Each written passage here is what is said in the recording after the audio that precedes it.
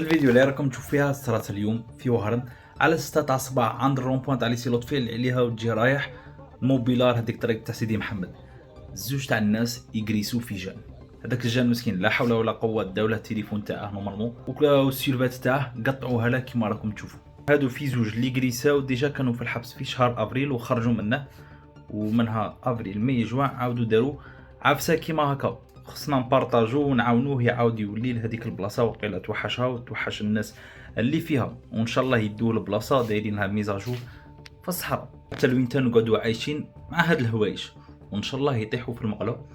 جيسبر في اقصى وقت ممكن، وقت قياسي ان شاء الله واحد اخر يجيبوهم، باسكو بداو يدوروا التصاوير تاعهم والاسماوات تاع هاد الزوج اللي كريساو، بداو يدوروهم في لي ريزو سوسيو.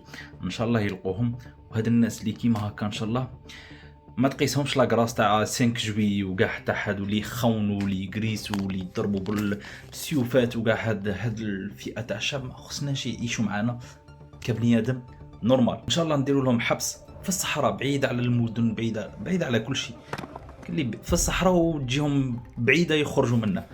ان شاء الله هذا هو الامر اللي نطلبه، حبس في الصحراء لهاد الناس. مع هذا السلام.